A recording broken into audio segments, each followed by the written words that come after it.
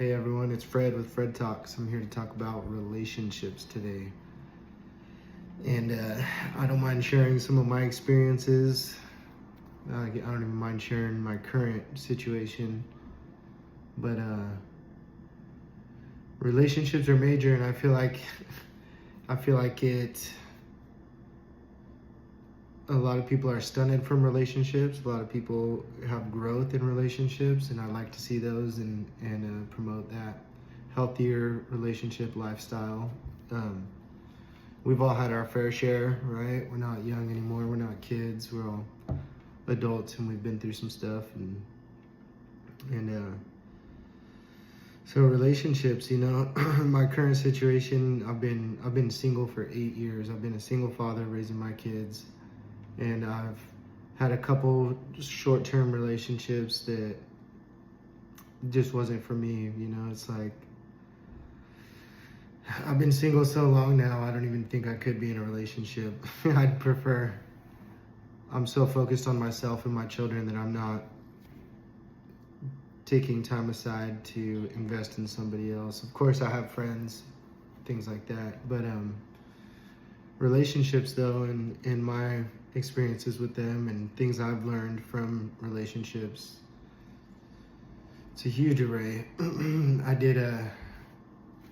guess we'd take it back to the beginning. Most of my life through high school, I was mostly single. Honestly, I just stayed single, did my own thing, hanging out with friends and all that. And my first serious relationship, I would say I was 21. She was 19. We were young, right? Met her in a social scene. She got pregnant. Figured we'd try the married with children situation. My problem was that I went into this relationship with expectation, right? I expected her to be, I had an image in my head on how things should be.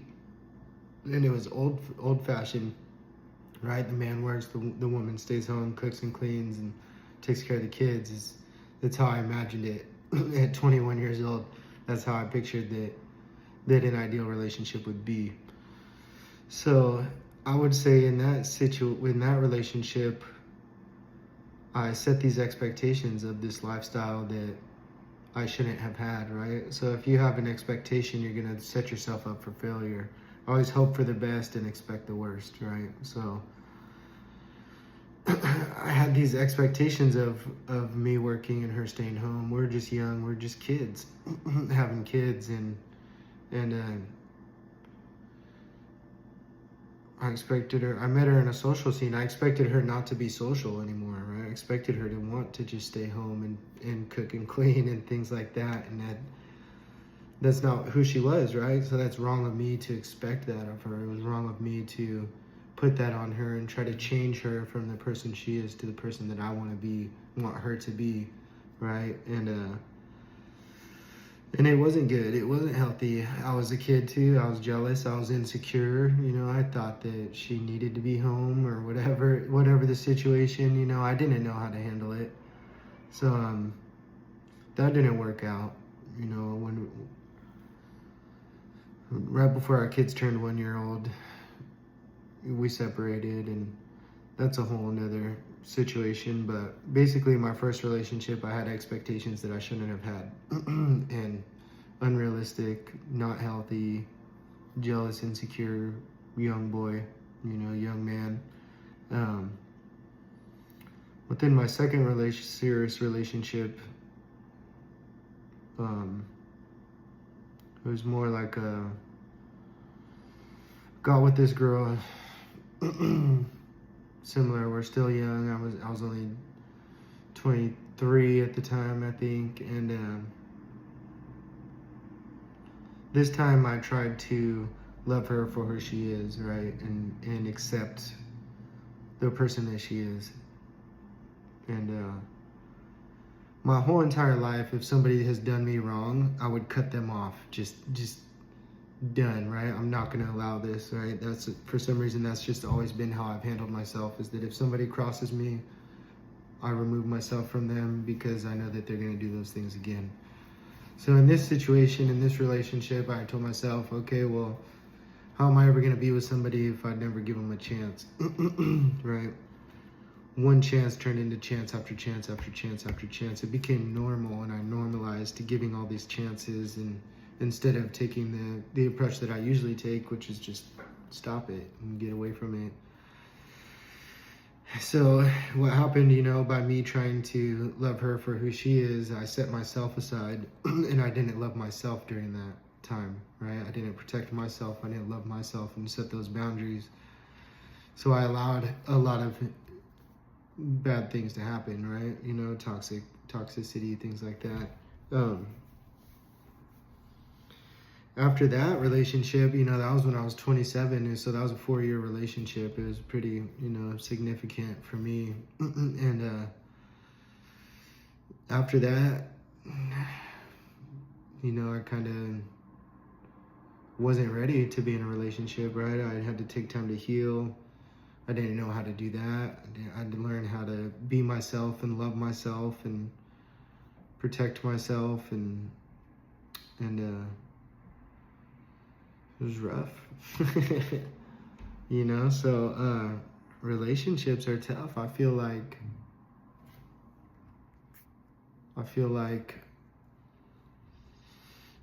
people, let's see, I don't even know how to word this. I feel like I am a little old school, and that I feel like there are certain types of roles, right? I'm not saying, so it's like, I feel like a man is a protector and a provider. I feel like a woman is a lover and a nurturer, right? I do feel that, and I agree with that. And it's not like, I'm not saying a man can't, cook and clean and help around the house, right? A relationship is a partnership where you come together and you grow with somebody, right? A lot of times people get into relationships and one is trying to grow and the other one is staying in the same spot. So it kind of holds the person who's growing down, and they don't get to grow until they break away from that person and shoot up, right? Kind of something that happened to myself. And or you get together and you guys just stay kind of stagnant, right? Which is fine. Like, to each their own. Whatever makes you happy, do it. And live your life and have fun. Life's too short to stress on it. So growth, man. I feel like growth with your partnership. These are conversations you should have, right, with your partner. I feel like if you have a problem with your partner, the first person you should bring it to is your partner, right? Not your friends, not your family. It's not their problem. It's your problem. That's why it's a partnership. Right? I feel like these discussions shouldn't be in front of your children. I feel like these are things that you wait till your kids are sleeping and you say, hey, we need to have a conversation, and you discuss it, right? So it's like, any problem you have with your partner, it's between you guys, and you need to address that right off top, right? So before you're even in a relationship, I know that they form so quickly, right? You get around to somebody, you connect really well, and you feel good, and all these chemicals are released, and hormones, and it's a great time. It feels fun. I love it. I really enjoy connecting with people and having a good time. And so you lose sight, kind of, maybe, of focusing on yourself and your goals, and in the future you kind of get lost, in the days and the puppy dog eyes, and you gotta consciously have these discussions. You need to tell somebody when you're with them, like, if you're a needy person, you need to tell them, hey, I'm needy, and I need to be loved or attention paid to. I'm not saying that that's healthy or it's good, but hopefully if you tell them these things, that they could understand and work with you. And if that's something you want to change with yourself, they could help you change it, right? So it's like, growth is massively important. I feel like we as people, we're here to grow and learn every day. I always say, if you're not learning, then something's wrong. Something's wrong, because you should be taking a piece from every day where you can analyze the situation and be like, damn, I learned that from that. Like, It's the smallest thing. It doesn't even matter what it has to be. Even the way you responded to somebody over nothing, you could reflect on yourself and be like, oh, I need to pay attention to that more. Maybe I was snappy, or if you have a conversation with somebody and you feel some kind of way, then you really got to look at yourself and say like, well, why am I feeling that way? No, it's not like they're saying anything maliciously or with intent. Unless they are, then that's a whole nother situation. But you always got to look at yourself in the situation, and this is crucial for relationships and healthy relationships. And these relationships are really tough, dude. I would say cheating should be a no.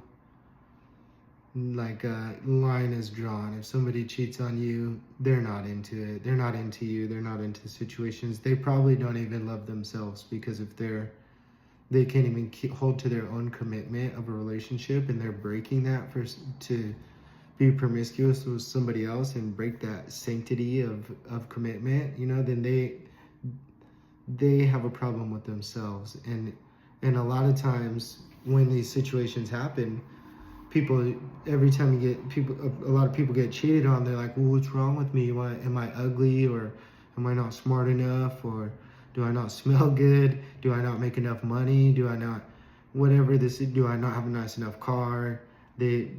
When somebody else does something wrong in the relationship, everybody always looks at themselves, and it's not you. You're not the reason that somebody cheats on you. There's something wrong with them, right? And you need to recognize that and remove yourself from that, so you don't continue to damage yourself, because that's exactly what's going to happen. You're going to be hurt, and then you're going to keep them around, and it's going to happen again, and it's going to happen again, and it's going to be normal. You're going to build resentment. You're not going to have a healthy relationship. I feel like your partner should be your best friend. You should be able to come home and talk to them about your day, about the smallest thing, anything that made you happy, anything that made you sad, right? It's like I tell this to my kids, like, you'd come to me if it's the same thing I would tell my partner. If you feel some kind of way, you need to come to me, right? If you feel upset or hurt, or you feel I'm not doing something, come to me, talk to me about it, so we could address the situation and move on. Because you're literally going to build resentment, and then you're going to slowly not like your partner, and then you're going to make some poor decisions that you probably wouldn't make normally. And communication in a relationship, right? I kind of look at it like a table, right? A table works on 4 legs. If one of those legs is off, the table kind of rocks over, right? So think about it.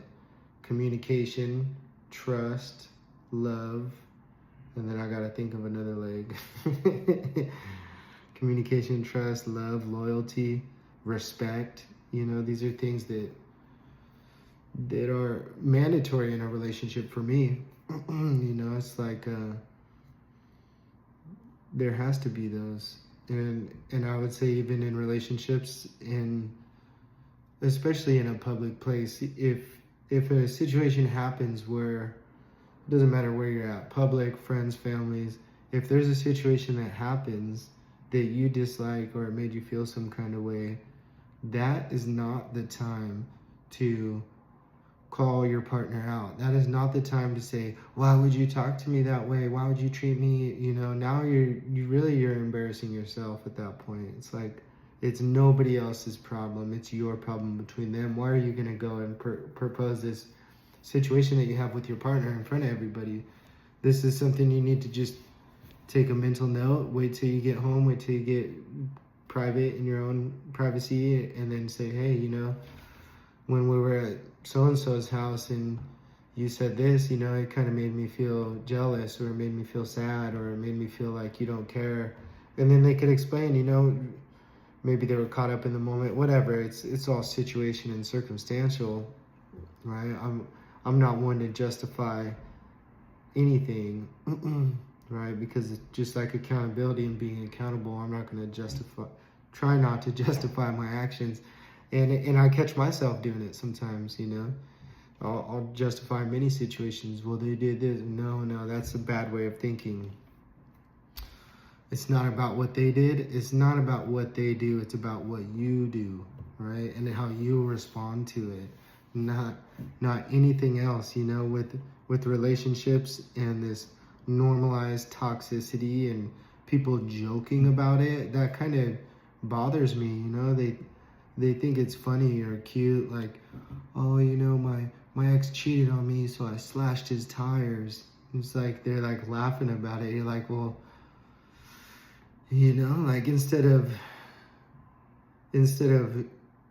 the growth, you know, they're staying the same, they're staying stunted. Why wouldn't, if you were talking about those situations, why wouldn't you be like, you know what, I was young and dumb, and yeah, I did go slash their tires, and now that I look at it, I shouldn't have, because I lowered myself and altered my person because of this person, and that's how I chose to respond, and taking pride in that instead of glorifying or joking off this toxic behavior that's just no good for anybody, right? A lot of these relationships, there are children involved, and our children watch us and they see everything we do, and most of us are aware of it because I can recognize it in my kids, in the things and habits that I do, good or bad, even, you know. So it's like, and if I catch them doing one of my bad habits, I check myself and be like, damn, you know, I should not be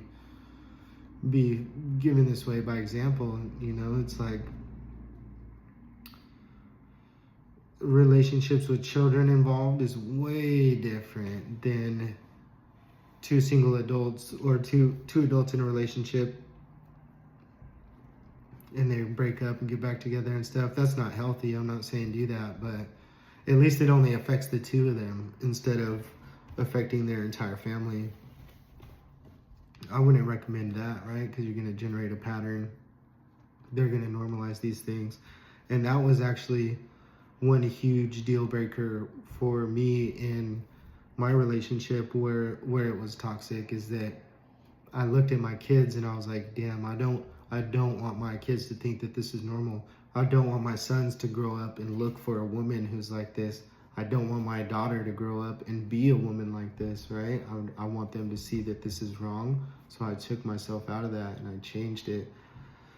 And I hope that they don't seek that, because with the toxicity in relationships, you know, it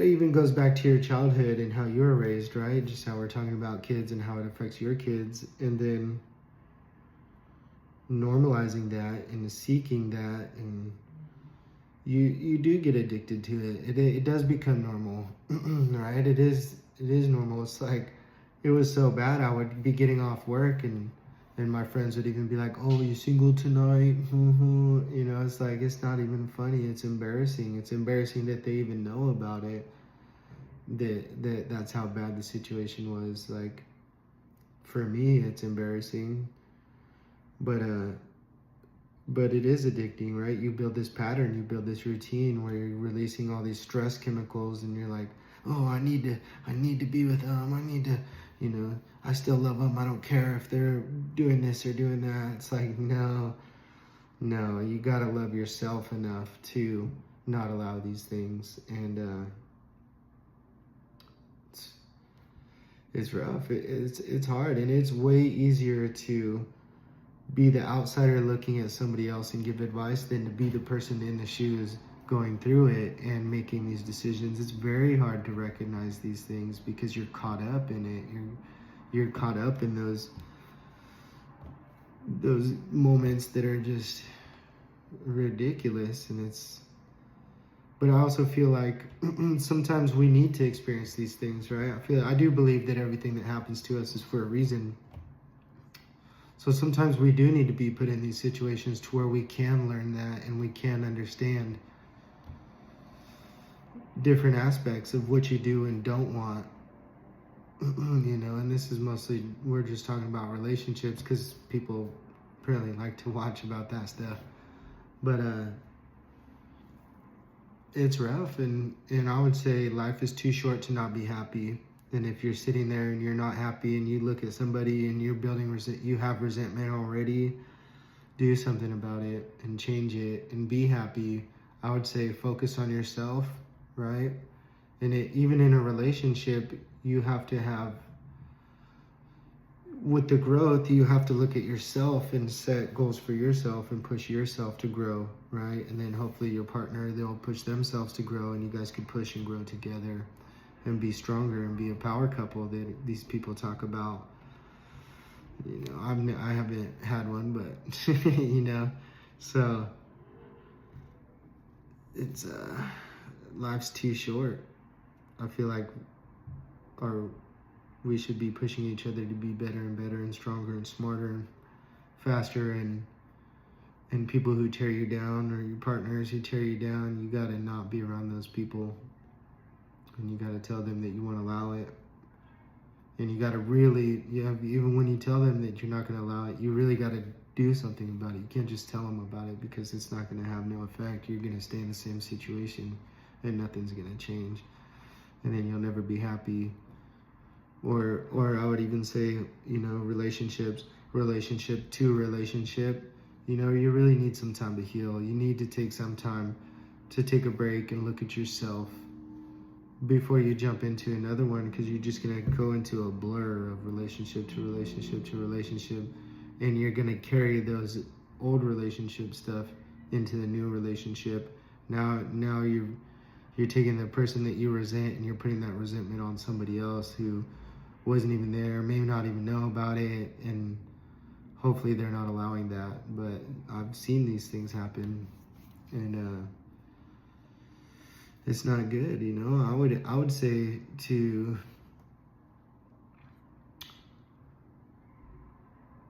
normalize, I would say it'd be good to normalize healthy relationships. I would say normalize powerful connections with your partners, and where you're an unbreakable team and you build each other up, and just, you could conquer the world, right? With a good, when people get together, they're so much stronger, dude. It's just like Planet of the Apes, right? So you gotta do it, man. You normalize healthy relationships, and being healthy and growth and focusing on yourself. This is all gonna help. This is all gonna help the new generations, right? You're gonna lead by example.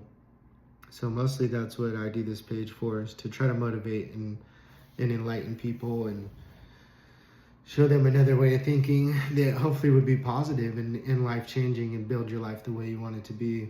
Relationships are a massive part of our lives, right? Because we have relationships with everybody, friends, family, partners. Those are all certain different types of relationships, but a lot of these principles apply to all of them. So, you know, there's so much more I could say about relationships and